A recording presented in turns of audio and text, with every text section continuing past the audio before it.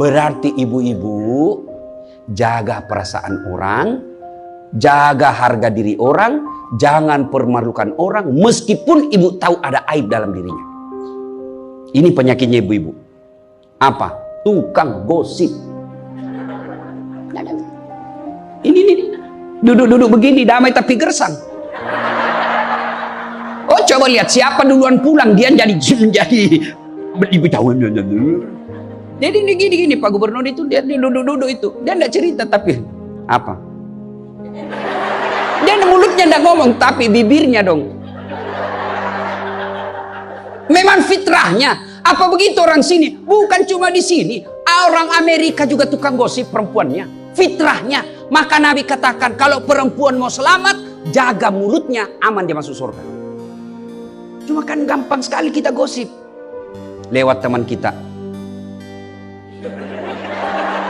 Apa? Nggak serasi kudungnya sama roknya. Dia bilang iya, lipstiknya palsu. Kenapa kau tahu? Melengket di giginya. Semua mau diurus. Iya kan? Ini penyakit kita, semua mau diurus. Ustadz aja dia gosip. Itu juga bajunya waktu di YouTube. Saya dengar tadi dilewat saya dengar. Itu juga bajunya waktu di YouTube. Astagfirullah. Inilah penyakit ibu-ibu. Ibu, mau gampang masuk surga? Ketika Nabi Isra Mi'raj kan dibawa jalan-jalan masuk surga. Subhanallah, alhamdulillah, banyak perempuan dalam surga. Begitu Nabi dibawa lihat neraka. Nauzubillah min zalik, ya Allah ampuni hambamu, ya Allah ampuni umatku, ya Allah. Kenapa? Perempuan ternyata lebih banyak dalam neraka. Ditanya kenapa bisa begitu? Ada dua kelemahan perempuan. Satu, tidak mampu menjaga suaminya, tidak mampu mengurus suaminya, dan yang kedua tidak mampu menjaga lisannya. Jadi kalau ibu mampu menjaga lisan, aman. Itulah gunanya masker. Supaya ibu semua mau diurusin. Iya kan penyakit kita. Ya, Bu. Maka bertanyalah ibu-ibu di Makassar, Ustadz yang saya cerita ini kan benar. Memang begitu sifatnya Ustadz. Itulah benarnya namanya ghibah. Tidak boleh kita cerita kejelekan orang. Kalau dia salah yang ibu cerita namanya fitnah. Tidak ada jalan. Ayuhibbu ahadukum kata Allah, sukakah kamu memakan bangkai sesamamu manusia? Maka berhenti cerita kejelekan orang. Jadi gimana solusinya Ustaz? Ketika datang orang cerita, Bu katanya, nauzubillah min zalik. Kita berlindung kepada Allah dari keburukan itu, Bu. Belum tentu suami kita lebih baik dari dia. Berhenti itu. Cuma kan enggak kita. Memang. Enggak tahu persoalan. Biar enggak tahu persoalan. Ikut campur. Ibu kalau suka ikut campur bikin urusannya ibu, nanti takdirnya seperti tauge. Tahu tauge? Tahu tauge? Coba lihat tauge, Bu. Kita bikin soto Banjar, ada. Pecel, sayur, lemper, ada. Ada tuh kalau di Makassar ada lemper. Ayo, maka karena dia selalu ikut campur, Allah takdirkan semua tauge bengkok. Dan dia lurus toh? Maka kalau ada ibu-ibu majelis begini kumpul, teriaki saja pagi-pagi toge nih ya. Ini penyakit perempuan. Maka ini gunanya kita peringati maulid supaya ibu-ibu pulang berhenti cerita kejelekan orang. Tidak ada gunanya menghabiskan amal-amal kita. Nabi pernah kumpul para sahabat dan bertanya, atadruna manil muflis? Saudara-saudara sekalian, kau tahu siapa yang bangkrut nanti di akhirat? Mereka tidak sholat ya Rasul, dia sholat. Yang tidak puasa ya Rasul, dia puasa. Yang tidak haji ya Rasul, dia haji. Yang tidak bayar zakat ya Rasul, dia zakat sedekah. Kalau begitu siapa yang bangkrut ya Rasul? Jarusu wa khati'ur rahim, tetangga yang jahat sama tetangganya dan yang suka memutuskan tali persaudaraan. Dan salah satu jahat sama tetangga dan memutuskan tali persaudaraan adalah mereka suka menceritakan kejelekan orang. Adakah orang yang senang dicerita kejelekannya? Ada? Ada? Ada ibu? Lalu untuk apa kita cerita orang? Rajin betul istrinya majelis taklim. Baik betul itu istrinya, tapi kasihan suaminya selingkuh kiri kanan. Lalu apa untungnya ibu cerita? Bu, Nah, satu, pulang pengajian, tinggalkan gosip. Dua, Rasulullah setelah menikah dengan Khadijah, usia 40 tahun, Nabi dilantik menjadi Rasul. Pulanglah beliau 3 hari 3 malam di atas Gua Hira. Pulang menggigil. Dia ketuk pintu. Masuklah Nabi, kedinginan. Lalu Nabi berkata, istriku selimuti saya kedinginan. Kira-kira kalau ibu-ibu, apa jawaban ibu? 3 hari 3 malam suami tidak ada kabar. Di WhatsApp tidak dibaca. Di telepon di reject. Tiba-tiba datang kedinginan, Bu.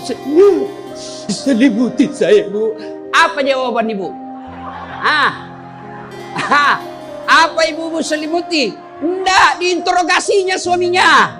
Mana HP-mu? Dari mana kau ini kedinginan? Iya toh? Tapi Khadijah tidak. Khadijah tidak pernah sangka buruk kepada suaminya. Apa kata Khadijah? Sami'na wa ata'na.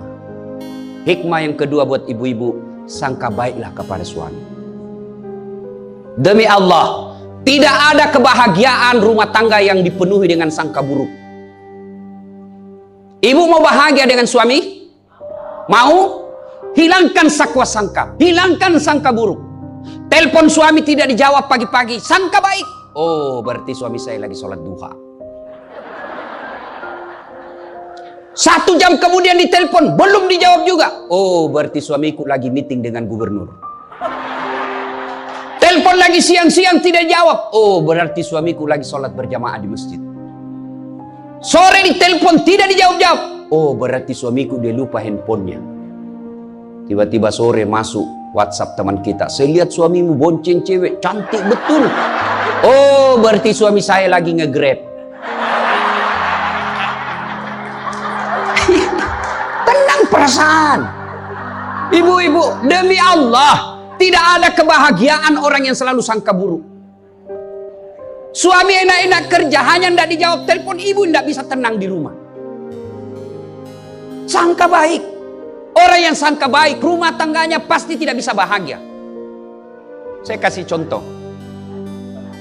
Kasih contoh ibu. Suami istri 7 tahun tidak punya anak.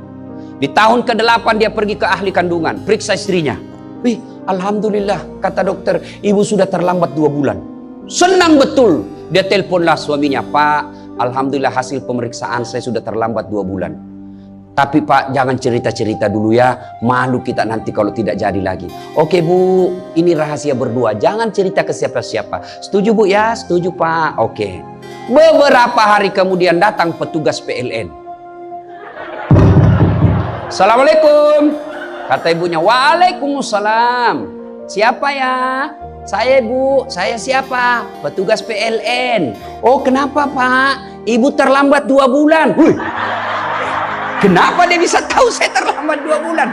Wah, dia mulai curiga sama suaminya. Pasti kelakuannya lagi nih si gendut ini. Kan suaminya gendut, pasti kelakuannya ini si gendut ini. Pulang suaminya capek, di jalan macet, kehujanan, baru buka pintu. Memang kau pembohong gendut. Apalagi ini pembohong, orang capek, pembohong gendut. Apa? Kenapa itu PLN tahu saya terlambat 2 bulan? Pasti kau yang cerita. Bukan saya. Kenapa? Wah, suaminya juga marah digendut-gendutin. Dia datang ke PLN. Ada apa kau tahu-tahu istriku terlambat 2 bulan? Dia bilang ini ada catatannya Pak. Kau hapus ini. Ya boleh Pak, tapi Bapak bayar dulu. Kalau saya tidak mau bayar, ya terpaksa punyanya Bapak diputus. Kalau punyaku diputus, apa dia pakai istri saya di rumah? Dia terpaksa pakai lilin.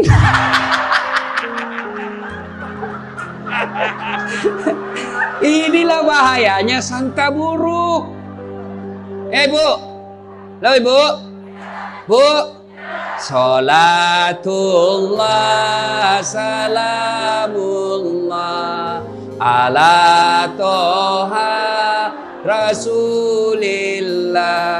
Salatullah salamullah ala Yasin Habibillah. Oleh-oleh kedua pulang maulid, hilangkan sangka buruk.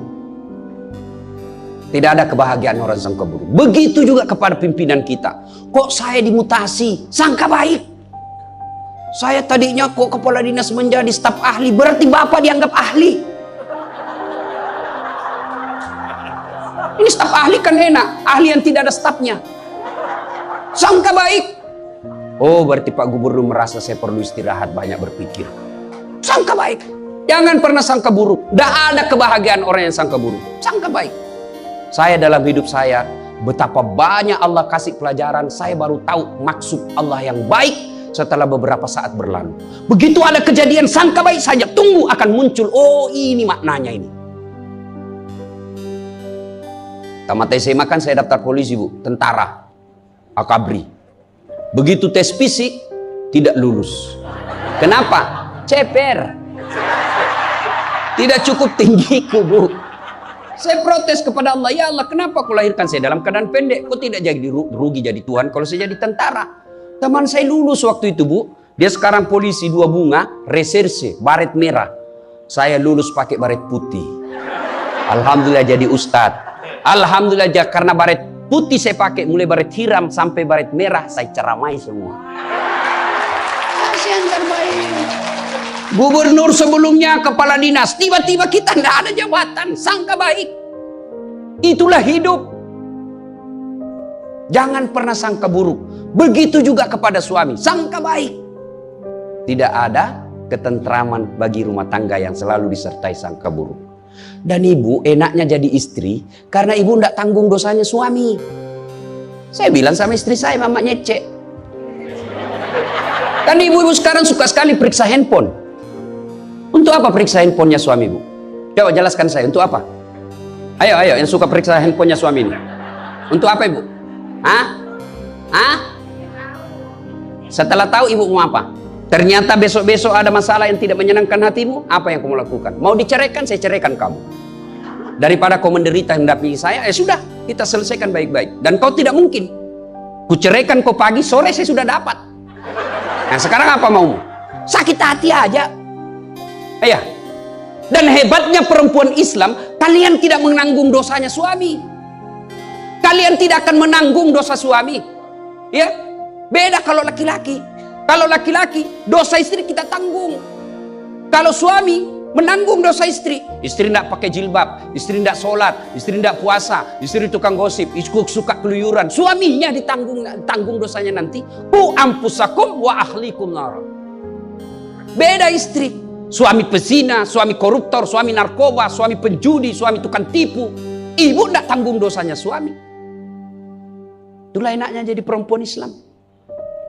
Bahkan kalau dia sholat, dia puasa Ramadan, dia jaga harga dirinya, dia patuhi suaminya, kata Nabi, tadahulul jannati bisalam. Silahkan ibu mau masuk pintu surga mana saja. Makanya sangka baik saja, tidak usah sangka buruk. Ada ibu-ibu curhat sama saya tengah malam, Ustaz. Mohon solusinya, Ustaz. Saya sudah tidak tahan. Kenapa ibu? Dia bilang, saya sudah tidak tahan. Saya minta solusinya, Ustaz. Saya sudah tidak tahan. Memang kenapa? Saya ini sudah 21 tahun menikah, Ustaz. Tidak tahan. Saya bilang dalam hati, 21 tahun tidak tahan. Inilah kadang-kala ibu-ibu kalau ngomong tidak masuk di akal. Ya memang Allah fitrahkan itu manusia. Laki-laki itu lebih banyak akalnya, perempuan lebih banyak perasaannya. Maka kalau perempuan ngomel, dengar saja, Pak. Tidak usah dijelaskan apa dia mau. Dengar aja. Karena memang dia cuma mau didengar. Oh, dengar aja. Oh, ya, dengar aja, dengar. Tapi tidak tahan saya, Ustaz. Ya tidur. Rumus menghadapi perempuan itu, ilmu paling efektif, sabar. Tidak ada sudah kalah itu ilmu sabar. Diam. Tidak usah dijelaskan. Biar dijelaskan tidak masuk di akalnya. Apalagi kalau dia sudah bilang pokoknya. sudah Pak, lebih diam aja. Pokok sudahlah. Dijelaskan satu, muncul pertanyaan dua. Dijelaskan tuntas yang dua, muncul lagi pertanyaan tiga. Sudah tuntas semuanya, dia ungkap lagi yang 5 tahun yang lalu. Itulah perempuan. Iya ibu toh? Maka dengarkan saja. Dan ada saatnya nanti dia bilang, baru dia sadar itu. Iya sebenarnya itu saya emosi aja itu hari Pak. Begitulah perempuan. Dihadapinya jangan emosi. Saya sudah tidak tahan Ustaz. Kenapa? Sudah 21 tahun. Udah cocok saya Ustaz. Saya bilang ibu tahu enggak baut? Tahu Ustaz. Apa pasangannya baut ibu? Mur. Sama enggak? Sama modelnya? Sama bentuknya? Beda. Justru perbedaannya yang membuat dia kokoh. Berarti rumah tangga tidak akan pernah kokoh kalau mau menyamakan. Yang kokoh adalah ketika dia mau saling menerima kekurangan dan kelebihan. Itu pasti kokoh. Mana mau cocok jenis kelamin aja kita tidak sama. Iya. Pendidikan aja kita pasti beda. Latar belakang budaya kita pasti beda. Maka yang membedakan itulah kalau kita kelola dengan baik dalam rumah tangga. Dengan faktor utamanya sangka baik. Insya Allah bahagia rumah tangga. Ya, sangka baik. Tuh Khadijah tidak pernah sangka buruk sama suaminya. Khadijah ketika beliau sakaratil maut, usia 65, beliau sakit. Dan baju yang beliau pakai sudah 8 kali tambal. Tahu tambal ibu? Itu tambal ke-8-nya 1 sampai 7, Nabi masih menambalnya pakai apa? Masih pakai kain. Di tambalan ke-8 beliau pakai pelepah daun kurma. Kenapa? Habis kainnya Nabi. Padahal sebelum nikah beliau orang kaya. Lalu beliau panggil anaknya, Fatimah ta'al. Fatimah kesini dulu nak. Kenapa bunda? Tolong kau mintakan serbannya bapakmu. Ada serban yang selalu dia pakai bapakmu itu terima wahyu. Tolong sampaikan ke beliau. Saya minta untuk saya jadikan kain kafan. Mudah-mudahan serban itu Allah hindarkan saya dari azab kubur. Mendengar ini, Fatimah berkata, bunda aja yang minta sama bapak. Dengar jawaban Khadijah. Saya malu minta sama bapakmu nak. Habis hartanya untuk bantu Rasulullah, minta serban, malu. Kira-kira masih ada istri sini malu minta sama suaminya? Pak Gubernur masih ada kira-kira malu minta sama suami? Bukan diminta, dicuri. Ayo, itulah Khadijah. Maka jangan heran Khadijah meskipun sudah wafat, beliau tidur bersama Aisyah. Beliau tidur bersama Aisyah, tapi siapa yang dikenangnya? Khadijah. Rasulullah hanya berkata, seolah-olah saya mendengar trompak kakinya Khadijah. Seolah ada Khadijah dalam rumah kita. Aisyah cemburu. Ya Rasulullah, ada apa sih kelebihan Khadijah? Khadijah sudah wafat. Kau nikahi 2 kali janda, lebih tua dari kamu. Kenapa Khadijah terus? Dengar jawaban Nabi.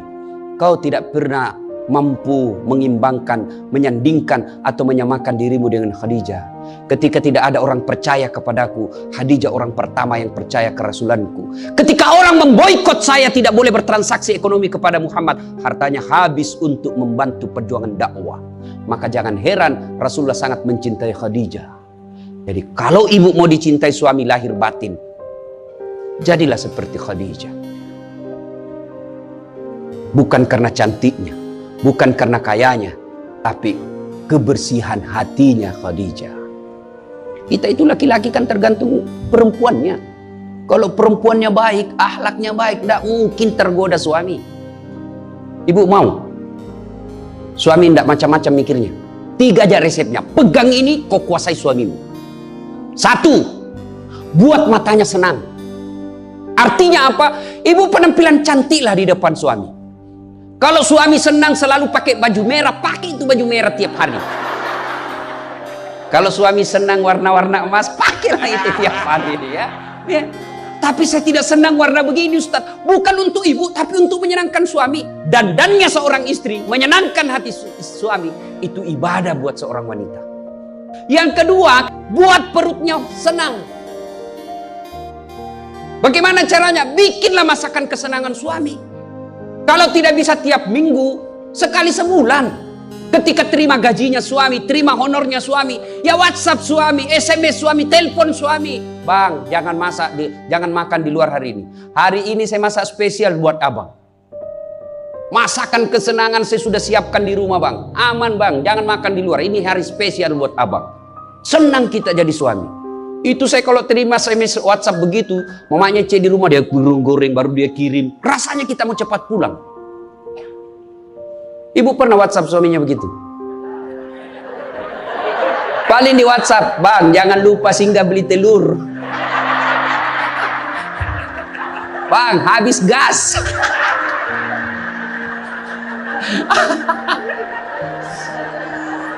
Kok tahu Ustaz? Ya saya rasakan juga.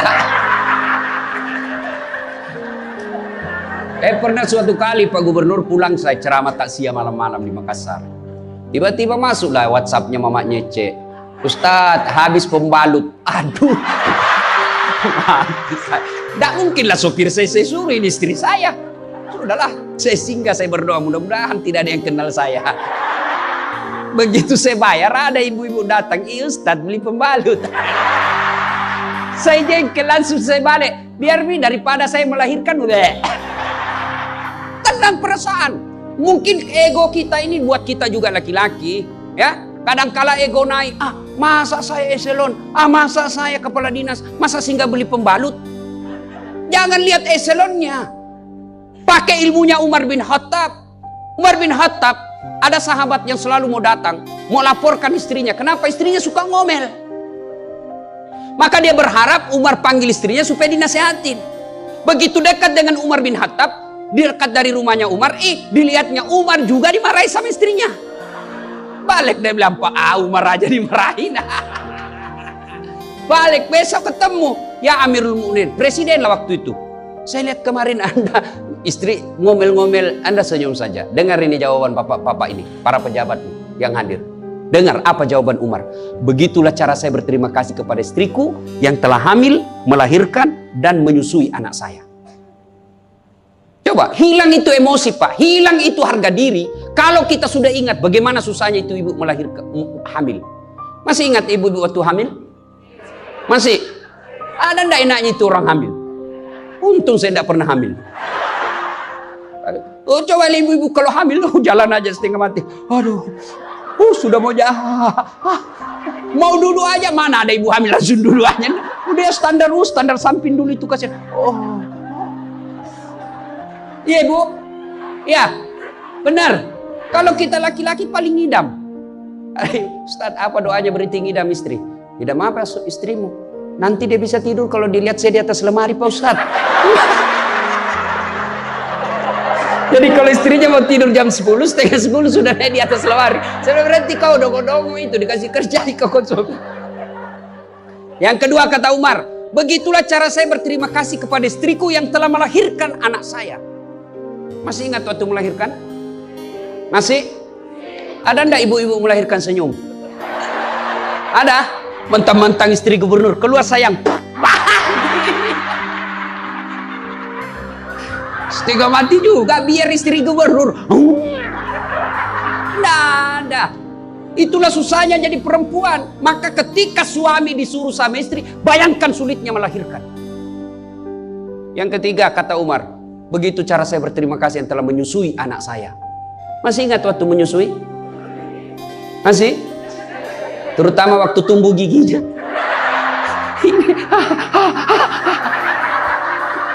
Masih ingat tak?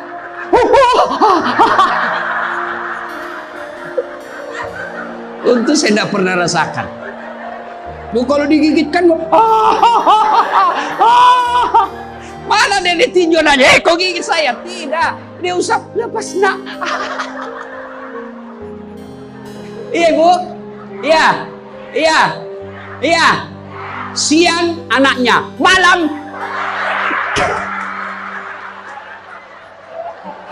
salatullah salamullah ala toha rasulillah. Salatullah salamullah ala yasin